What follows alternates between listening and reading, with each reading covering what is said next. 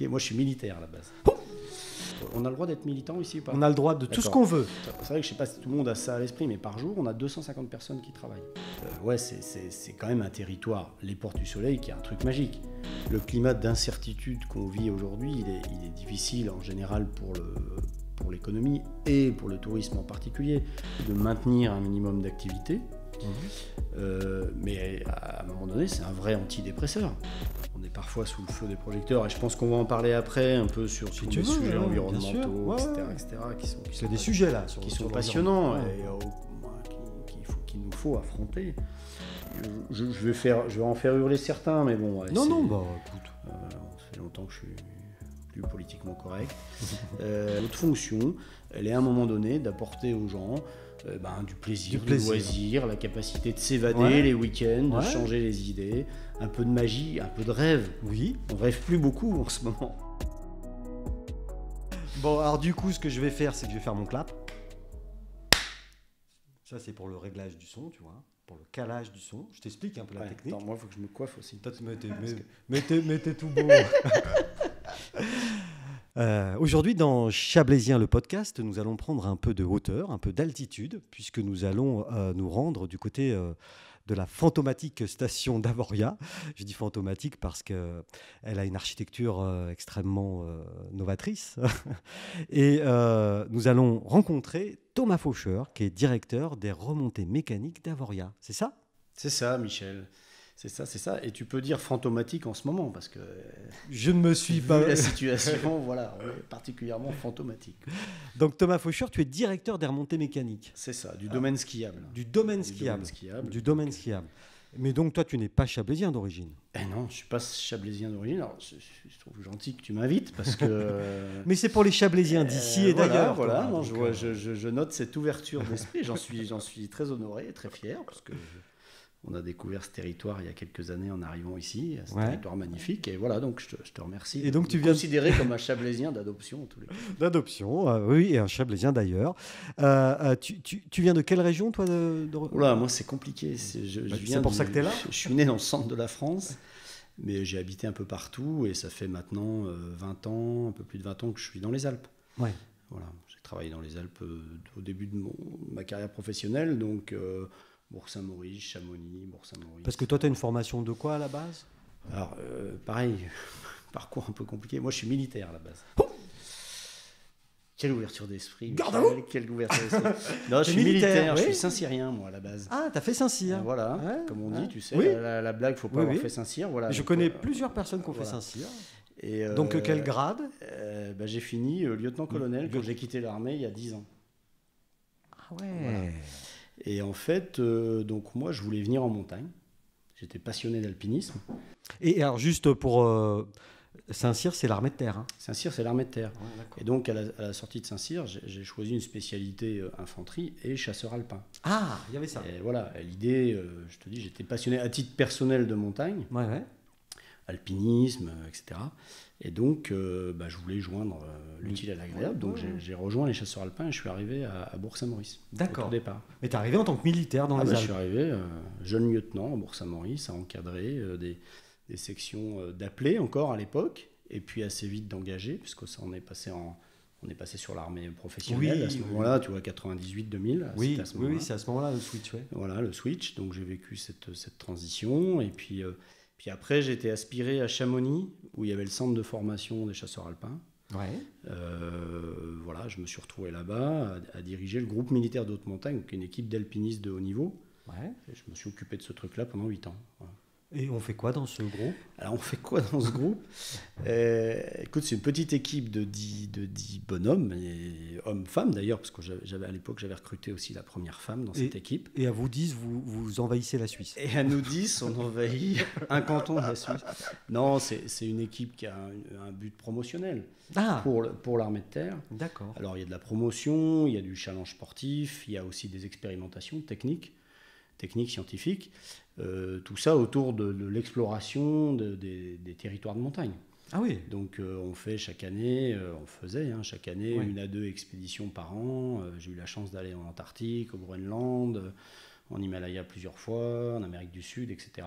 Ah oui. C'était une vie de sportif. Enfin, voilà, le job, c'était... de haut niveau, voilà, même, quand même. Oui, alors après, moi, bon, je suis arrivé là-dedans un peu avec cet aspect haut niveau, puis après, j'étais quand même vite sur l'animation de l'équipe, la structuration des projets, etc. Ouais, t'es toujours un peu le chef de meute, toi. Hein, finalement, oui, j'aime bien organiser, préparer, planifier.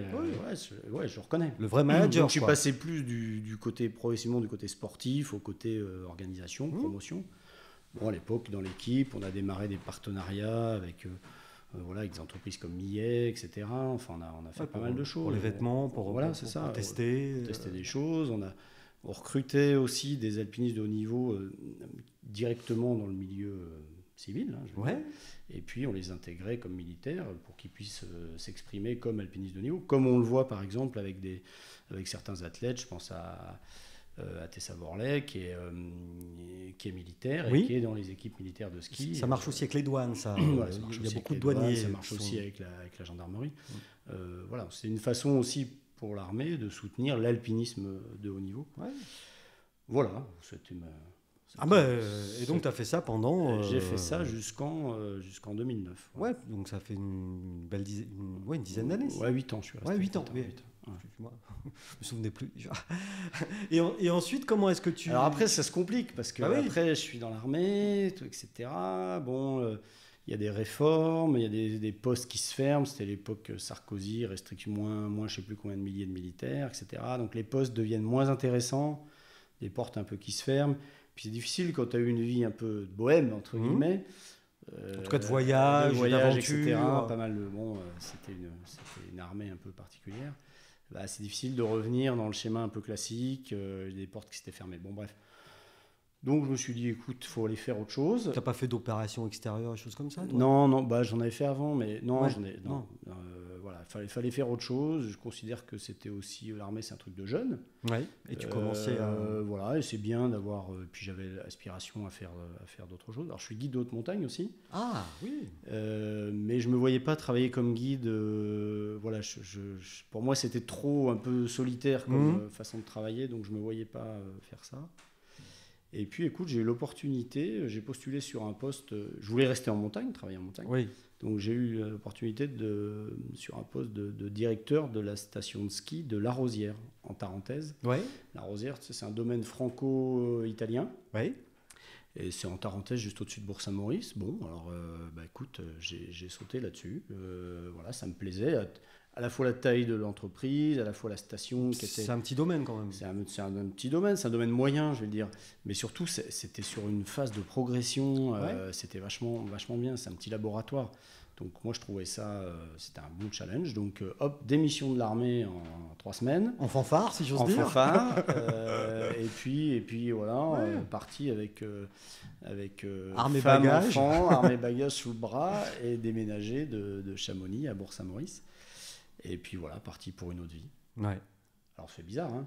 Comme ça, en quelques semaines, quoi. En quelques semaines, la décision, et après, en quelques mois, le temps de s'organiser. La réalité, en 3 et mois. comment est-ce qu'on passe de quelque chose qui est même assez encadré, enfin, l'armée, c'est formaté, c'est encadré, c'est hiérarchisé, et comment est-ce qu'on passe à un directeur je me le demande encore. Justement, je me le demande encore. Déjà, alors moi je suis un militant farouche et je trouve que de ce point de vue-là, on a le droit d'être militant ici ou pas ? On a le droit de tout ce qu'on veut, c'est la liberté. Je trouve que de ce point de vue-là, notre système un peu militaire en général et les fonctions publiques en général, il n'y a pas assez de passerelle entre le milieu civil et le milieu fonctionnaire. On devrait avoir des parcours où finalement tu es à un moment donné serviteur de l'État, tu pars dans le privé, tu redeviens serviteur de l'État et les expériences que tu as pu avoir d'un côté et de l'autre te servent et t'enrichissent.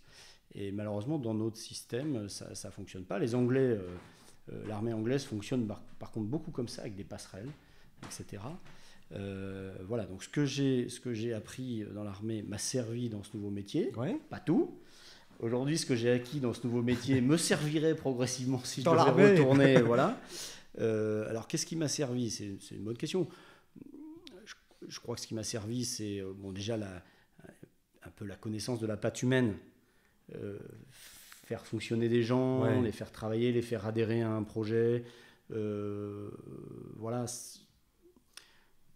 ce qu'on appelle l'obéissance du cœur.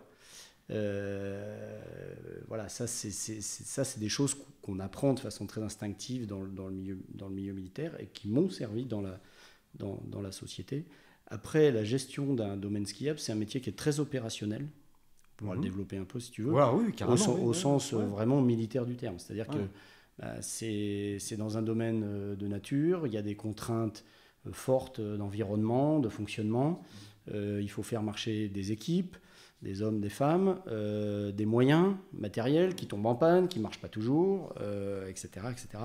Donc il y a dans nos métiers de station de ski, il y a une vraie culture opérationnelle au sens, franchement, au sens militaire du terme. Donc ça, je l'ai retrouvé. Ça, tu l'avais, ça. Ouais. Très, très facilement. Ouais.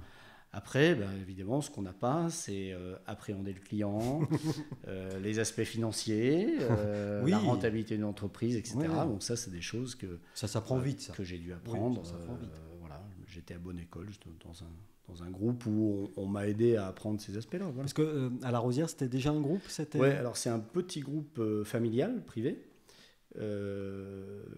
Qui aujourd'hui on exploite 3 stations de ski, donc La Rosière, Valmorel et Avoria. C'est comme ça donc je suis passé. C'est toujours le même. Ouais, c'est le même groupe. C'est comme ça que je suis passé de La Rosière à Avoria. Et historiquement dans le groupe il y avait Val d'Isère. Voilà. Qui a été revendu.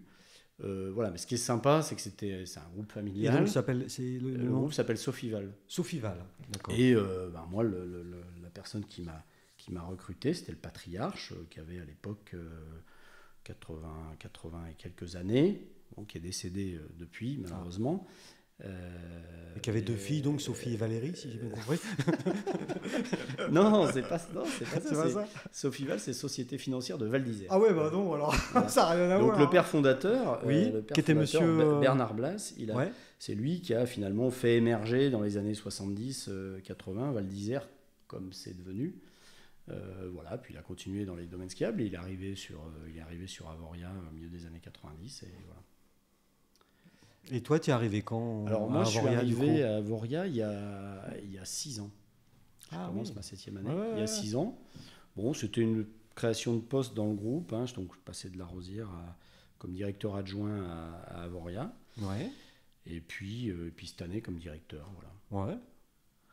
Et il y a une spécificité à Avoria alors, par rapport à ce que, en termes de domaine skiable, en termes de station. On pourrait en parler. On pourrait en parler pendant des heures. Quand on passe de La Rosière à Avoria, on multiplie par 4 la taille de la station. Ah oui. Et donc on multiplie les emmerdes par 4 plus que 4. Plus que 4 parce que juste comme ça pour info. En temps normal, sur un hiver normal, toi, tu as combien de collaborateurs avec toi? Alors, sur les remontées mécaniques? Je sais que tu aimes beaucoup les chiffres, Michel. J'adore ça. Je vais te donner quelques chiffres. Ouais, parce que moi j'aime ça. Donc effectivement, sur un domaine comme Avoria, on a 350 collaborateurs en saison. Voilà. Par jour, c'est vrai que je ne sais pas si tout le monde a ça à l'esprit, mais par jour, on a 250 personnes qui travaillent. Tous les jours? Voilà. En temps quand normal. tu vas skier à Avoria, etc., tu profites du ski. Moi, je ne vais pas à Avoria, je vais à Châtel. Mais... Excuse-moi. Bon, voilà. En tous les cas, il y a en front office, back office, etc. Il y a 250, il y a 250 personnes qui travaillent sur par jour, avec des pisteurs, des agents de remontée mécanique, des dameurs qui travaillent la nuit, des gens qui... des personnes en caisse, des personnes dans les bureaux, etc., etc. Donc c'est quand même des grosses pour machines. Assurer l'administration, la sécurité, l'entretien du matériel. Ce qui est important, c'est que effectivement, les gens qui viennent profiter de ces domaines, qui restent des domaines de nature dans lesquels il y a quand même des risques naturels, etc., le fassent en sécurité. Donc ça, c'est notre première exigence. Et pour garantir tout ça, il faut ce monde-là, quoi. Et donc au quotidien, à Avoria, tu vois... Alors au quotidien, par exemple, alors ça c'était le grand débat, parce que dans le contexte dans lequel on se trouve, effectivement, si la question est combien de personnes passent par exemple sur le domaine, oui. Des très grosses journées, on a jusqu'à 20 000 personnes qui passent sur le domaine, qui transitent sur le domaine. Alors ça ne veut pas dire 20 000 personnes à l'instant T, mais des gens qui vont transiter entre la Suisse, Châtel, etc., qui vont passer juste 1 heure et qui vont partir sur une autre partie de domaine. Voilà, au total, ça fait des très grosses journées, ça peut faire jusqu'à 20 000 personnes qui passent. Ouais, donc voilà, bon, ça c'est quelques grosses journées. Et après, on est plutôt sur des chiffres entre 13 et 15 000 personnes qui passent. Voilà. Ouais. Parce que le gros de l'activité, il se passe sur la semaine de Nouvel An, c'est ça? Alors, et sur les vacances de février? Non. Alors, contrairement à ce qu'on croit, alors effectivement, la semaine de Nouvel An est une très grosse semaine, c'est sans doute la plus grosse semaine, parce qu'en fait, on concentre toutes les vacances européennes. Ensuite, les 4 semaines de février sont des grosses semaines, mais souvent ça déborde, hein, c'est plutôt 6-7 semaines où il y a vraiment pas mal d'activités. Mais après, on travaille quand même tout le temps. Hein. Au mois de janvier, on a d'autres clientèles, on a plus des groupes de jeunes, on a plus des couples, etc. On a moins d'enfants, bien sûr. Des gens qui apprécient de venir à cette période-là. Donc, on travaille quand même tout le temps. On travaille en janvier, différemment, mais on travaille en janvier, on travaille en mars, jusqu'en avril. On essaie toujours de prolonger un peu les saisons sur Avoria, mais bon, après, c'est difficile quand tu es au bord du lac de continuer à penser encore au ski que le lac s'offre à toi. Il y a une grosse attente à la mi-décembre. Il y a une grosse, grosse attente à la mi-décembre. En novembre, déjà, on sent que ça démange. Évidemment, il y en a moins à la mi-avril, même si, en fait, on essaye de faire connaître aussi nos stations là-dessus, parce que finalement, au mois d'avril, je le dis souvent, on fait 2 journées en une. C'est-à-dire que le matin, on va faire du ski, puis dès que ça commence à devenir un peu moins bon, on va faire autre chose, on va se balader, on va se mettre... en avril, 2 journées. En avril, c'est vrai que la montagne commence de toute façon à entrer en concurrence avec le bord de mer. C'est ça. D'Azur, l'Atlantique, la Bretagne. Donc c'est un peu plus compliqué. Mais le mois de décembre, c'est vrai que dans le Chablais, en tout cas, c'est Avoria qui donne le là, quoi. Je dirais pas ça. Enfin, après, nous, on est un groupement de stations avec les Portes du Soleil. Oui. On a tous nos différences. On a des structures juridiques qui sont différentes, etc. Mais parce que, comme tu l'as expliqué, les remontées mécaniques d'Avoria, le domaine skiable d'Avoria, c'est quelque chose de privé alors. Oui, c'est une société privée, mais avec un contrat d'exploitation qui est passé avec la commune de Morzine, avec les communes de Morzine et de Montrion. Donc on a un contrat de délégation, on est des gérants, des gestionnaires. Une entreprise privée. Mais c'est une société privée. Ensuite, il y a d'autres modèles, par exemple au Jet ou à Châtel, où c'est une société d'économie mixte. Donc une majorité de la commune comme décideur, et puis des capitaux privés. Des capitaux privés, souvent des banques. Ce qu'on appelle une SEM, quoi. Une SEM, c'est ça. Donc c'est un modèle un peu différent, mais bon, alors, évidemment, nous, sur le domaine des Portes du Soleil, on travaille ensemble. Et donc, tu viens de parler, voilà, tu as dit le mot Porte du Soleil. Bah oui, parce que alors déjà, c'est un territoire extraordinaire. Quand tu viens de Tarentaise, que tu es sur des stations qui sont plus hautes en altitude, mais où, passé une certaine altitude, il n'y a plus un arbre. Ce qui est normal, c'est la nature. Ça. Ce qui est normal. Quand tu arrives ici, tu as des stations qui sont un peu plus basses, avec un enneigement pourtant qui est quand même très bon, parce qu'on est au nord des Alpes, donc on ramasse quand même pas mal de neige, et que tu es dans ces domaines où tu vas skier au milieu des arbres, que tu arrives dans des villages, etc. C'est quand même un territoire, les Portes du Soleil, qui est un truc magique. Franchement, alors on a des grosses marques, c'est-à-dire que chaque station a une entité assez forte. Encore une fois, on parlait d'Avoria, Châtel, Léger, etc. Chacun a vraiment une marque très forte. Et puis il y a cette marque chapeau des Portes du Soleil, et qui reflète tout un territoire. Et donc là, ça c'est pareil, les Portes du Soleil, c'est une association. Les Portes du Soleil, c'est une association. Et du coup, c'est notre espace de dialogue. Tu vois, on a cette association dans laquelle on se retrouve. Et cette association, elle a une particularité aussi. Elle est franco-suisse. Alors, elle est franco-suisse, oui, bien sûr. Ouais. Mais c'est notre espace de dialogue. Voilà. Alors, sur l'aspect franco-suisse, on peut en parler, effectivement. On a des... Parce que là, on complexifie un peu la chose. La preuve, ce qui se passe en ce moment, puisque nous, en France, nous sommes fermés. Décision très injuste, tu peux dire totalement discriminatoire. Mais bon, voilà. Et nos homologues suisses, aujourd'hui, sont ouverts. Donc c'est vrai que c'est un peu compliqué à comprendre pour les gens qui vivent dans cette région, mais bon, c'est 2 pays différents, 2 réglementations différentes. Qu'est-ce que disent tes collègues suisses mes collègues suisses, au tout départ, ils étaient assez tendus, parce que finalement, ils se sont retrouvés un peu tout seuls, ouverts en Europe. Oui. Alors, pas tout à fait vrai, parce que l'Autriche, ils sont ouverts, l'Andorre, ils sont ouverts, le nord de l'Espagne aussi, etc. Voilà, donc au départ, ils étaient quand même un peu tendus en se disant, bon, on est surveillé, on est sous le feu des projecteurs. Quand ça a commencé un peu à monter en pression en disant, on va surveiller les frontières, on va faire attention aux Français, etc. etc. Et puis, tout le monde avait les yeux rivés sur eux. Puis finalement, maintenant, ça fait 1 mois et demi qui tourne à quelque chose près, et ça se passe plutôt bien. Oui. Ça se passe plutôt bien. Ils n'ont pas eu de cluster particulièrement. Bon, ils ont des protocoles très stricts sur les files d'attente, etc. Il y a eu quelques débordements à quelques endroits. On a vu des images sur les réseaux sociaux, mais bon, aujourd'hui, ça fait partie du sport des réseaux sociaux, de prendre un bout de photo et de voilà. Donc, on peut dire après 1 mois et demi qu'ils ont démontré. Alors nous, on le savait, comme qui dirait, il n'y a pas besoin d'avoir fait machin. Saint-Cyr. Ou Polytechnique. Nous, on le savait. Je veux dire, c'est pas au grand air qu'on se contamine. Donc aujourd'hui, ils ont démontré dans les différentes stations suisses qu'il n'y avait pas de cluster particulièrement. À partir du moment où on limite des activités, qu'il y a des protocoles, que toute la partie restauration est encadrée, voilà, ça se passe bien. Donc aujourd'hui, ils sont beaucoup plus sereins. Oui. Économiquement, ça reste pas facile parce que évidemment, ils n'ont pas les Français, ils n'ont pas les Anglais, ils n'ont pas les Allemands, etc. Ils ont pas toute cette population aussi, ce tourisme qui voyage. Donc malgré le fait qu'ils soient allés seuls ouverts, tu dis qu'ils ont des difficultés. Ouais, ils ont quand même des difficultés. Ouais. C'est sûr que le climat d'incertitude qu'on vit aujourd'hui, il est difficile en général pour l'économie et pour le tourisme en particulier. Par exemple, tu vois, on est sous couvert d'un reconfinement en permanence. Comment tu veux déclencher, réserver des vacances quand tu as cette épée de Damoclès et que ça change en un week-end entre ce qui est annoncé, etc. Donc c'est très compliqué et on le comprend, si tu veux, c'est normal. Voilà, donc ça reste quand même difficile. Ça va mieux qu'au début, c'est-à-dire que ça y est, je pense que les clients qui sont habitués ont trouvé le chemin, etc., se sont rendus compte que ça fonctionnait bien, donc ça marche mieux qu'au début, mais le démarrage a été assez difficile pour eux. Ils étaient quand même bien sous pression. Et toi, là, puisqu'on est en train de parler de la situation actuelle, donc parlons-en. Tu veux vraiment en parler ? Non, mais ça, c'est toi qui vois. Si, parlons-en. On est obligé d'en parler. Ça, c'est toi qui vois, mais c'est quand même... Enfin, on est dans le Chablais. On est obligé d'en parler. Une grosse partie de notre économie tourne quand même autour du tourisme. Alors, voilà. Effectivement, Mais maintenant, si tu n'as pas envie, on n'en parle pas. Mais si, on en parle. Non, le gouvernement a appuyé au bon endroit, ils ne se sont pas trompés, ils ont appuyé sur l'extinction des remontées mécaniques.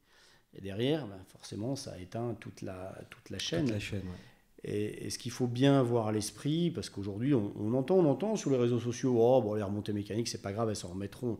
Oui, sauf que derrière, c'est tout un territoire qui vit. Et c'est pas juste une société, c'est vraiment un territoire qui vit depuis le haut de la vallée jusqu'en bas de la vallée. On a des gens qui travaillent chez nous, qui vivent à Thonon. On a des entreprises qui travaillent avec différents professionnels en montagne qui sont installés à Thonon, etc. Donc en fait, c'est quand même tout un écosystème. L'économie est interconnectée. Voilà, a priori. C'est pas juste une entreprise. Donc nous, on est quand même inquiets.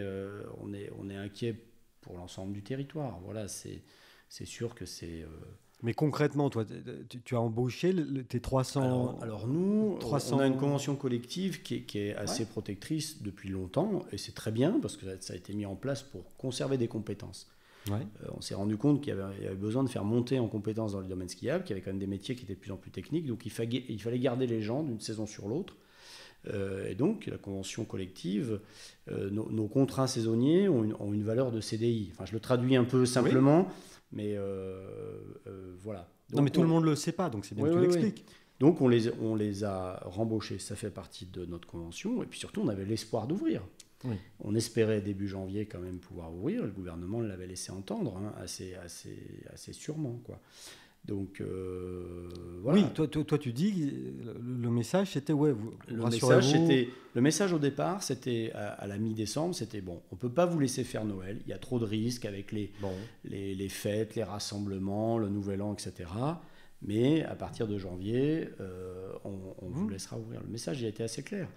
Et puis à partir dès qu'on a passé Noël, dès qu'on a rattaqué janvier, qu'on a rattaqué le dialogue avec le gouvernement, ils étaient perdus. On s'est rendu compte que, bon, de toute façon, maintenant, c'était plus simple de nous laisser fermer. C'est pour ça que je dis que c'est très discriminatoire, parce que finalement, à un moment donné, il n'y a plus de dialogue, il n'y a plus de discussion. Et puis, je ne suis pas certain que le gouvernement ait bien vu que, quelque part, c'est vraiment tout cet écosystème qu'il allait mettre à l'arrêt. Et effectivement, maintenant, quand on commence à regarder dans les détails, parce qu'il y a eu des annonces qui ont été faites pour des indemnisations sur les sociétés de remontée mécanique, mais quand on regarde dans les détails, quand on regarde les différents métiers, quand on regarde, je vais en citer plein, hein, je veux dire, ça va des structures porteuses d'écoles de ski, en passant par les centres de vacances, en passant par des commerçants qui viennent de lancer leur activité, qui n'ont pas de référence de chiffre d'affaires, etc. En passant par les médecins de montagne, par exemple. Notre cabinet médical à Voria, il est aujourd'hui face à de grandes difficultés parce qu'il ne travaille que pendant les saisons. Ouais. Donc voilà, finalement, quand je dis c'est un écosystème, c'est tout ça. C'est un écosystème. Et j'ai peur aujourd'hui que le gouvernement depuis Paris n'ait pas vu tous les détails du truc. Il a vu les grandes lignes. J'ai dit ok, on va aider tout ça. Mais dans l'explication, parce que moi j'ai pas bien compris, mais dans l'explication qu'ils vous ont donnée, c'est quoi le problème? Alors, c'est les télécabines? C'est une bonne question. Mais en fait, nous, on n'a toujours pas compris. Oui, voilà. Non, mais d'accord. Non. Alors, on peut pas. Évidemment, on n'est pas des fous furieux. Tout ce contexte sanitaire, on l'a pris en compte, on le comprend, et on comprend aussi les difficultés auxquelles ils doivent faire face. Ce qui est gênant aujourd'hui, c'est d'assimiler une activité d'extérieur. Finalement, aujourd'hui, on est au même niveau que les théâtres, les cinémas, les discothèques, etc. Donc, je ne juge pas de ce qui est fait sur ces métiers-là, mais là, je trouve qu'il y a un pas qui est franchi de dire, finalement, une activité d'extérieur comme la nôtre, elle est assimilable à ça. Donc, on n'a toujours pas compris. Évidemment, il y avait des arguments de dire, bah oui, mais les domaines skiables génèrent des accidents. Et c'est vrai. Ça, c'est vrai. Et c'est vrai, hein, sur Avoria, on génère 1200 secours. Alors, heureusement, beaucoup 1200 secours par saison.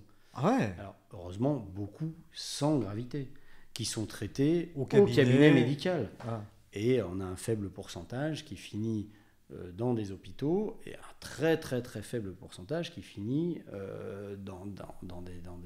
en service de réanimation.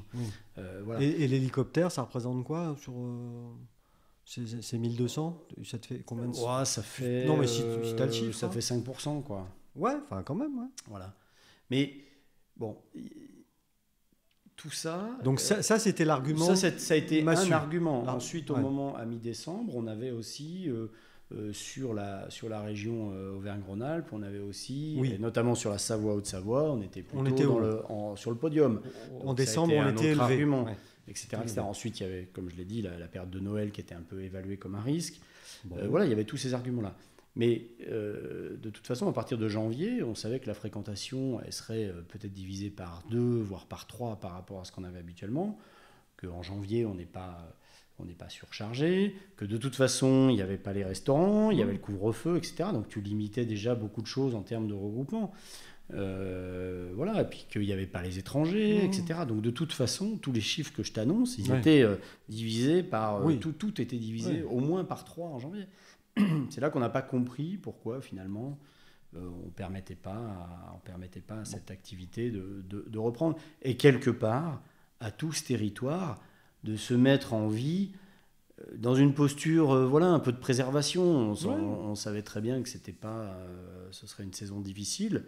On aurait probablement d'ailleurs subi plutôt des pertes, mais au moins on aurait fait vivre tout ce territoire. Oui. Et puis occuper un peu les gens aussi. Occuper les gens, etc., etc. Alors voilà, là on se rend compte aujourd'hui, donc nous on a fait un choix sur l'entreprise de maintenir un minimum d'activité. Mais à un moment donné, c'est un vrai antidépresseur. Oui, c'est quand même pas autre chose. Hein. C'est qu'à un moment donné, dans cette crise, j'ai l'impression qu'on occulte un peu tous les dommages collatéraux qu'on retrouve. Chez les étudiants aussi. Chez les étudiants, chez des gens qui travaillent, qui se retrouvent en télétravail, qui se retrouvent coupés socialement, etc. Et voilà, donc on maintient un minimum d'activité. On a ouvert des parcours de ski de randonnée, on a des gens qui viennent faire du ski de randonnée. Et ça, c'est beaucoup ? Ouais, ça représente beaucoup. Ouais, ça représente beaucoup. On gagne pas notre vie Bah là-dessus, non, mais forcément. voilà, on donne cet accès à la montagne. Alors c'est autant de la thérapie, j'espère, pour ceux qui Oui, viennent prendre aussi, l'air, ouais. que pour nous finalement qui devons maintenir un minimum d'activité. Voilà, on va dire ça comme ça. Et il y a du ski de fond à Avoria? Alors il y a toujours eu du ski de fond Ouais, à Avoria, ouais, un oui. peu. Donc ça c'est Donc, ça, entretenu, c'est les pareil, itinéraires sont entretenus, il y a Ouais. des itinéraires de raquettes. Ah, donc quelques entrées parking peut-être, puisque Avoria est voilà. connu pour ses parkings aussi. Oui, Puisque c'est une Non, station mais oui, sans voiture. C'est Donc, une porte d'entrée. Alors après, ce qu'il faut comprendre, c'est que de faire fonctionner ce système, de protéger aussi nos installations. Oui, parce qu'il y a de ça aussi quand même. Il y a ça aussi. Hein. Alors, si on est présent aussi, c'est pour protéger nos installations, c'est pour quand même, je ne vais pas dire sécuriser la montagne, parce qu'on ne peut pas le faire, mais en tous les cas, avoir une surveillance, une sécurisation à minima. Et en plus, en janvier, on a eu des phénomènes neigeux qui étaient particulièrement importants. Donc on a dû être présent là-dessus et assurer quand même un minimum de sécurité, de sécurisation. Donc on a toujours au minimum par jour, par exemple 3 pisteurs qui sont présents. Voilà, c'est ce que j'ai te demandé. Mais par rapport à d'habitude ils sont 30 par jour. Voilà, c'est ça. D'habitude ils sont 30 par jour. Ouais. Donc on fait travailler tout le monde. Alors ils travaillent un jour tous les 10 jours. Voilà, Ouais, c'est vraiment du moral, quoi. Moi, comme je le dis dans les équipes, je dis, bon, on fait le choix de laisser la lumière allumée. Ouais, c'est bien ça. Voilà, et bon, déjà parce qu'on doit le faire et qu'on s'est engagé à le faire. Parce qu'on a aussi des gens qui sont fidèles, qui viennent. Il y a des propriétaires, il y a des gens qui aiment Avoria, qui viennent se balader. Pour ces gens-là, on se doit de minimum de service, quoi. De faire un minimum de service. Et puis encore une fois, la psychothérapie pour nous, parce que par les temps qui courent, on peut vite être sous antidépresseur. Ouais. Non, mais le ski de fond ou de rando, c'est pas mal. C'est un très bon antidépresseur. Et du coup, cette belle, alors c'est pas une télécabine, hein, qui le va, 3S, ouais, là, qui va de Morzine à l'appareil Avoria. qui a remplacé le téléphérique. Ouais, Donc, lui, on a pu le laisser ouvert sur dérogation de la préfecture. Ah oui. Puisque bien sûr, donc on avait une interdiction, une fermeture sur toutes les remontées mécaniques, et on a pu obtenir une dérogation parce que c'est un appareil qui a quand même un côté sécurité pour Avoria. Ouais. En cas d'évacuation, d'incendie dans le bas de la station, etc. Bon, ça reste un point d'accès. Accessoirement, ça nous permet d'accéder à nos bureaux. Donc, accessoirement, c'est pas... accessoirement. Donc, et puis, il y a pas mal de socioprofessionnels aussi qui viennent, même si l'activité est réduite, il y a quand même quelques commerces. Donc, c'est le métro, quoi. C'est le métro d'Avoria. Je le dis souvent, c'est le métro d'Avoria. Bah, Alors, explique quand même rapidement ce que c'est que le 3S, parce que c'est une belle réalisation, ça. Ouais, c'est un bel appareil. C'est un bel appareil. 3S, ça veut dire 3 câbles, en fait, c'est en allemand, mais voilà, donc c'est un appareil. Tu veux de la technique ? Explique-nous, que les gens comprennent, parce que tu sais, tout le monde ne monte pas à Avoria, hein, et tout le monde ne sait pas ce que c'est. Bon, c'est un appareil, il y en a 2 en France. Ouais. Il y en a 2 en France, il y en a plusieurs dans le monde, en Autriche, il y en a eu pas mal, etc. Donc c'est un appareil où effectivement la cabine va rouler sur 2 câbles qui sont tendus, et un câble qui tire la cabine. Donc c'est pour ça qu'on parle de 3 câbles. Et c'est des appareils qui sont très confortables, ils sont assez économes en énergie, parce que finalement la cabine roule comme si elle était sur des rails. Et puis, voilà, c'est des appareils qui sont confortables, qui ont du débit, etc. Et il a été installé en quelle année ? Il a été installé en 2012, 2013, donc il est récent. Et ce qui est intéressant, c'est qu'il va y avoir à Toulouse, en appareil urbain, un appareil de ce type-là, qui va desservir plusieurs tronçons à Toulouse. Là, ça va ouvrir, je crois, en septembre, etc. Donc c'est un appareil qu'on va voir de plus en plus, mais surtout dans un mode de transport urbain. Voilà. Puisque c'est sûr comme mode de transport. C'est sûr, ça résiste au vent, c'est propre, confortable, ça transporte du monde, ça a des bonnes capacités de transport. Et donc en temps normal, tu transportes combien de personnes à l'heure avec ça ? On a 30 personnes dans la... Non, mais en temps normal, combien cet appareil-là, le 3S, transporte ? On a 2000 personnes heure. Par heure. Voilà. Et là, actuellement, là, on a 12. Quelques centaines par jour. Voilà. Ouais, quelques centaines par jour. Mais 2000 par heure, donc il y a du... Ah oui, il y a du débit. Il y a du débit. Hein. Oui, par rapport à l'ancien téléphérique qui était entre 600 et 800 personnes par heure. Voilà. Parce que ce que les gens imaginent ou pas d'ailleurs, c'est qu'une station de ski, comme Avoria, ou comme Châtel ou comme Léger, c'est quand même des investissements Alors c'est ça, extrêmement lourds.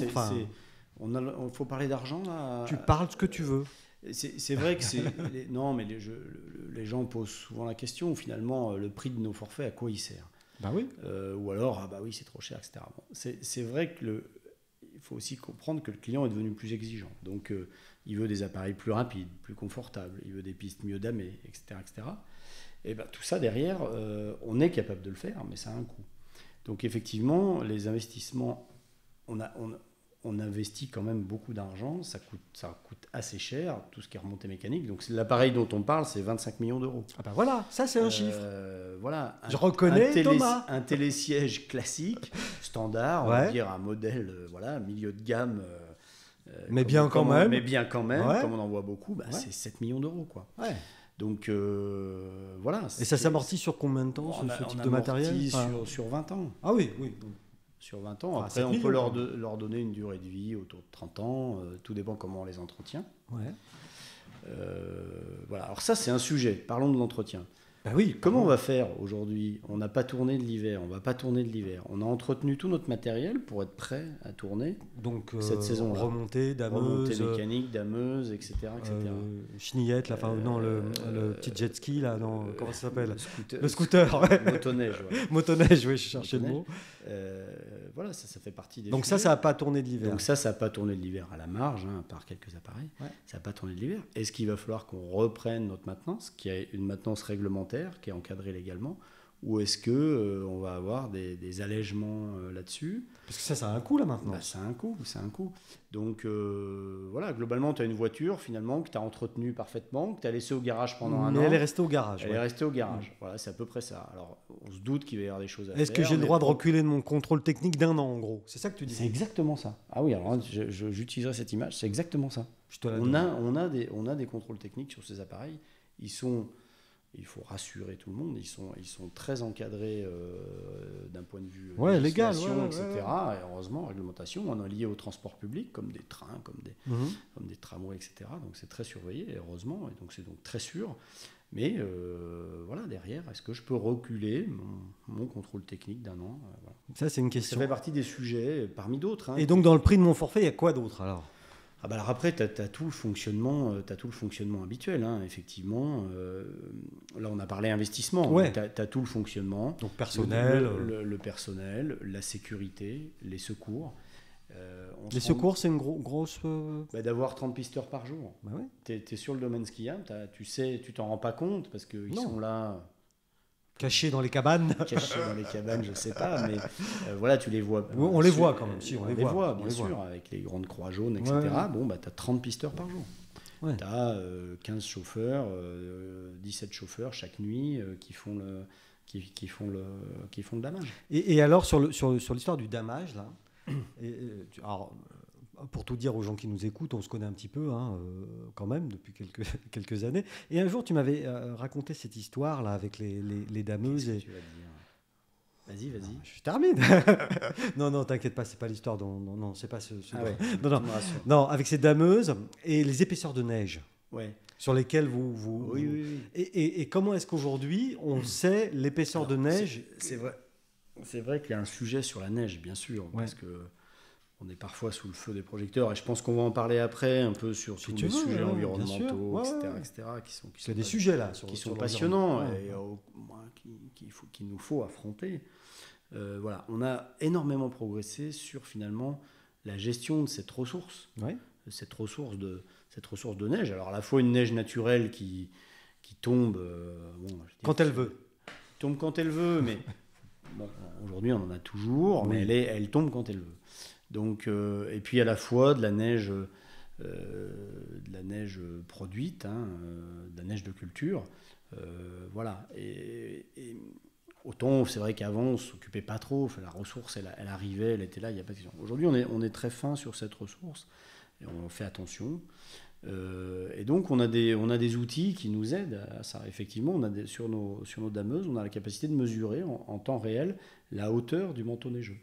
Et donc à partir de là, on peut on peut l'étaler un peu différemment, on peut savoir qu'il nous en manque un peu et la récupérer à côté, etc. Il faut savoir qu'un skieur qui skie sur une piste, c'est mécanique, hein, il a tendance à descendre toute la neige. Et finalement, la neige sur une piste, c'est comme une vieille chaussette. Elle a tendance à finir sur les chevilles. C'est très joli comme image. Voilà. Mais on comprend assez bien, on ne se rend pas compte, mais c'est plusieurs tonnes de neige qui sont transportées par le passage des skieurs. Chaque jour. Chaque jour. Donc si on faisait rien, on aurait des monceaux de neige en bas des pistes et plus rien. Donc chaque jour, les skieurs descendent la neige. Voilà, notamment dans les murs, etc. Et chaque jour, Robert, nous on s'assure, on regarde les hauteurs et on s'assure de la remettre aux bons endroits, etc. Et donc avec ces nouveaux systèmes, vous savez les remettre aux bons endroits, vraiment. On arrive bien à gérer la neige aujourd'hui en étant très plus économe d'ailleurs sur l'énergie, hein, parce que c'est vraiment un enjeu. Par contre, on a une vraie question de fond qui est jusqu'où on doit aller dans le damage. C'est-à-dire qu'aujourd'hui, on a des machines qui sont extrêmement performantes. On serait capable de damer le soir, le matin. Combien ça coûte une dameuse, ça coûte 300 000 €. Ouais, belle voiture déjà. C'est déjà une belle voiture. Mais c'est pas ça le problème de la dameuse. Le problème de la dameuse, c'est la consommation de la dameuse. Oui, l'essence. Le gasoil. Voilà, gasoil. Et l'impact carbone, finalement, le bilan carbone le plus négatif de nos activités, c'est le damage. D'accord. C'est la dameuse. Puisque, et c'est à cause de ça que c'est pas l'électricité de la remontée mécanique, parce que ça, aujourd'hui en France, c'est une électricité qui est décarbonée. Pour la plupart, oui. Pour la plupart. Rarement. Oui. Voilà. Par contre, effectivement, la dameuse, aujourd'hui, elle n'est pas électrique. On travaille sur des projets, par exemple, de dameuse à hydrogène, et je pense qu'on verra des choses arriver sous une dizaine d'années. L'hydrogène, c'est prometteur sur le transport routier, sur le damage, sur voilà. tout ça. Mais c'est vrai que pour nous, domaine skiable, aujourd'hui, le damage, c'est, en termes d'empreinte carbone, c'est notre point noir. C'est le point noir. Et là, il y a un vrai sujet, parce que quand on pose la question à nos clients, il y en a 50% qui nous disent on veut plus de damage et 50% qui nous disent on veut moins de damage. C'est-à-dire qu'on veut retrouver le plaisir de la neige naturelle quand elle est là. À la limite, tu te souviens voilà, ou des bosses, etc. Alors, voilà, il faut qu'on essaye de résoudre ce choix un peu cornélien. Mais globalement, et moi je l'assume très clairement, c'est-à-dire globalement, on va baisser un peu nos niveaux de damage, alors qu'on a la capacité de le faire. Oui. On a les machines pour le faire, on a des machines qui sont de plus en plus performantes. Mais il faut qu'on soit raisonnable. Je veux dire, encore une fois, notre empreinte carbone, elle est là. Donc, on vend une activité qui est une activité de plein air, de pleine nature. Oui. Donc, je pense qu'on va essayer d'acculturer progressivement nos clients, leur faire comprendre ces problématiques-là, et que chacun, collectivement, on soit un peu plus raisonnable dans notre consommation. Sur ce gros point noir. Voilà. Et ça dit quoi au niveau de tes collègues des Portes du Soleil? Ils sont sur le même tempo? Je pense qu'on est dans... Je n'ai pas forcément interrogé là-dessus. Hein. Non, je sais pas. C'est nos choix. C'est vraiment Avoria. C'est nos choix d'entreprise. C'est ce vers quoi on va. C'est nos prises de conscience. C'est des prises de conscience citoyennes. Enfin, voilà. Mais il faut qu'on arrive à l'expliquer. C'est pas que de faire des économies. Non. Parce que, loin de là... Il y a un vrai souci. Ouais, voilà. De toute façon, réduire nos consommations énergétiques, certes, on fait des économies, mais on baisse avant tout notre empreinte. Et généralement, les économies qu'on fait, si tu veux, on peut le développer un peu, mais on va le réinvestir dans d'autres sujets pour aussi être plus vertueux. Ouais. Donc il y a une vraie, à Avoria, une vraie conscience de ça. C'est pas si vieux que ça, mais voilà, on prend de plus en plus conscience de ça. Alors là, pour le coup, en plus, avec la pandémie, on a eu le temps de réfléchir, donc il y a des choses qu'on accélère, mais on prend de plus en plus conscience de ça et du fait de faire attention avec nos activités. On peut pas, nous, station de ski, se dire, alors même qu'on vit d'une activité, alors même qu'on vit de la neige, se dire, on fait pas attention à la dépense énergétique globale et on y va à fond. On est en train de scier la branche sur laquelle on est. Donc on a tous un rôle là-dessus. Et la preuve, d'ailleurs, c'est que collectivement, au niveau des stations de ski, on s'est engagé sur un certain nombre d'éco-engagements de réduction de nos consommations énergétiques, encore une fois, notamment le damage. Voilà. Donc là, tu parles de l'énergie et au niveau, parce qu'il y a quand même un questionnement aussi, des questions autour de la gestion de l'eau. Alors, ça, c'est différent. Ouais, mais... il y a plein de sujets. Il y a des sujets sur l'aménagement, la façon dont on fait les aménagements, les impacts que les aménagements peuvent avoir sur des terrains de montagne. Il y a des aspects sur l'eau. Ouais. Alors, les aspects sur l'eau, ils sont polémiques parce qu'ils sont assez sensibles. L'eau, c'est vrai que c'est un sujet... c'est un sujet qui est sensible. On y fait d'ailleurs à titre personnel, individuel, pas tous attention. C'est vrai. D'ailleurs, moi, je prends une douche par jour. Voilà, ça coule comme ça et on se rend plus compte de ce qu'il y a derrière. Après, je vais en faire hurler certains, mais bon. Non, écoute. Ça fait longtemps que je suis plus politiquement correct. Mais effectivement, quand on est en haut des montagnes, le principe pour nous, c'est de récupérer l'eau quand elle est abondante, c'est-à-dire à la fonte des neiges. Donc en fait, on a des retenues collinaires et on remplit ces retenues collinaires à la fonte des neiges, parce que de toute façon, à la fonte des neiges, cette eau, personne ne peut la capter. Elle file à la mer directement. Dans les Drances, et puis ensuite... Le Rhône, le lac, le Rhône, etc. Et puis elle file à la mer. Donc voilà, nous, on capte une partie à ce moment-là, dans des retenues, dans des volumes qui sont aussi des volumes limités. Mais je sais que le sujet est sensible et c'est normal. Par contre, évidemment, quand on se retrouve en période d'étiage, dans des périodes sèches, l'été, etc., on touche absolument plus à l'eau. Ouais, c'est absolument. Ce qui est intéressant, il faut rassurer les gens qui peuvent nous écouter, c'est très encadré. C'est ça. La gestion de l'eau, c'est très encadré, et heureusement d'ailleurs. Non, mais c'est pour ça que c'est important que tu expliques comment ça se passe. C'est très encadré par les services de l'État, donc déjà dans les autorisations, on contrôle qu'effectivement on est dans des captations qui sont acceptables, etc. Et puis c'est très encadré chaque année, c'est suivi. On déclare chaque mois, en période d'exploitation, on déclare chaque mois nos consommations d'eau, etc., le remplissage de nos retenues. Donc puisque quand on parle de l'eau, en fait, c'est parce que c'est de l'eau qui sert à produire de la neige, on est d'accord. En général, cette eau-là, c'est ça dont on parle. Oui, bien sûr, mais ça dont on parle. Donc, il y a la gestion que tu viens d'expliquer. Voilà, on n'a pas le droit de faire n'importe quoi, on est dans les règles, etc., etc. Et il y a aussi le matériel qui a beaucoup évolué. Alors, effectivement. Alors, c'est sûr qu'on va pas s'en cacher. On le voit sur tous les domaines skiables. On voit ces perches à neige, etc. Donc, c'est sûr qu'on complète la neige naturelle par cette neige et cette production de neige, qui aussi a un coût énergétique, une valeur énergétique, de dépenses énergétiques. Là aussi, on essaye on s'améliore, on a parlé des systèmes de contrôle, etc. Globalement, je trouve que depuis plusieurs années, on voit quand même nos consommations moyennes baisser. Alors, ça ne veut pas dire, attention, on aura encore des aménagements, on aura encore des choses comme ça. Oui, mais ça progresse. Mais ça progresse. Mais de toute façon, à un moment donné, ça va asymptoter tout ça. Je veux dire, on va pas, on pourra pas commencer à fabriquer de la neige. Non, on n'est pas à Dubaï. Quand on commence, évidemment, il y a des capacités techniques aujourd'hui de produire de la neige à des températures positives. Oui, mais tout ça est raisonné, c'est ça que tu nous dises. Ce sera des limites. Aujourd'hui, on n'est pas concerné. Ce sera des limites qu'il faudra qu'on se donne. Nous, exploitants de domaines skiables, de se dire, à un moment donné, on s'arrête là, quoi. On peut pas...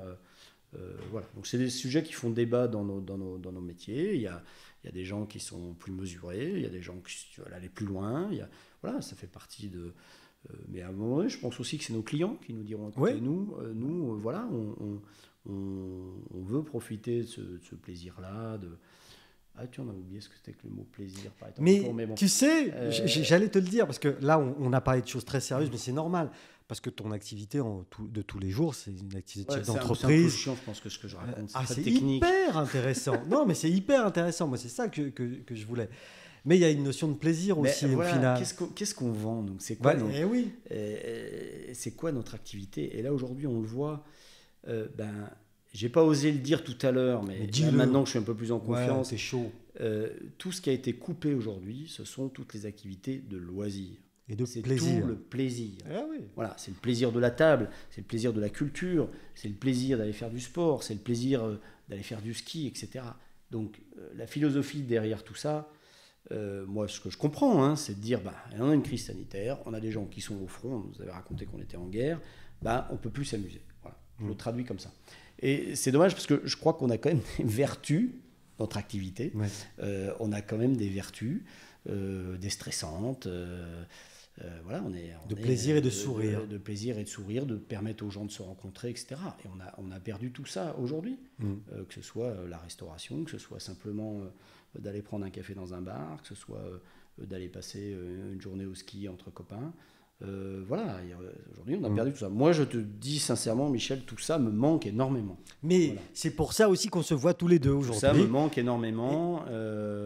Oui, je comprends.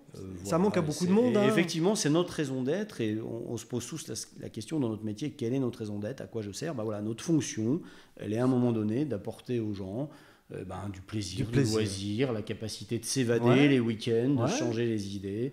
Un peu de magie, un peu de rêve. Oui. On rêve plus beaucoup en ce moment. On rêve, mais différemment. Voilà.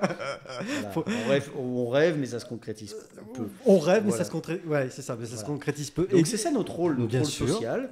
Et alors j'aimerais aussi dire autre chose que j'assume parfaitement, c'est que on est une activité non délocalisable et on est une activité locale. On a une activité locale à l'échelle de l'Europe. Moi, j'assume parfaitement aujourd'hui que nous, sur des stations de ski, on reçoit des clients qui viennent majoritairement de l'Europe, des Anglais, des Belges, etc., des Allemands. Il me semble que de ce point de vue-là, nous sommes dans un tourisme local. Oui. Je l'assume. Oui. Non, parce que parfois on nous fait le reproche, ah oui, mais vous recevez des étrangers qui viennent de loin, etc. Je veux dire, moi je veux bien faire tous les efforts qu'on veut, mais je suis désolé, quand un Anglais vient passer une semaine chez nous plutôt que d'aller en Thaïlande, pas mal. Je pense que l'indice carbone, il est quand même mieux, etc. Et aujourd'hui, il faut quand même qu'on accepte que finalement les gens vont bouger peut-être plus localement, entre guillemets, au sens un peu large du terme. Si on prend les Américains, ils bougent sur le continent, majoritairement. Si on prend les Asiatiques, ils bougent sur les pays d'Asie. Nous, les Européens, j'espère qu'on aura encore le droit, majoritairement et assez simplement, de bouger à l'échelle de nos territoires. Voilà, et quand on revient au sujet discriminatoire, c'est ça qui nous choquait au moment des vacances de Noël, parce qu'on pouvait partir en Martinique, mais pas partir en station de ski. Enfin, voilà, donc on est un tourisme local, on est un tourisme non délocalisable. Et à un moment donné, je crois qu'il faut faire attention quand même à garder ça. Et puis on fait vivre tout un territoire. Et vous êtes des entreprises de plaisir. On est des entreprises de plaisir. Eh oui. Mais on l'assume. Merci beaucoup Thomas pour cet entretien. Merci à toi Michel. Au plaisir, à bientôt. À bientôt, merci à toi, c'est gentil.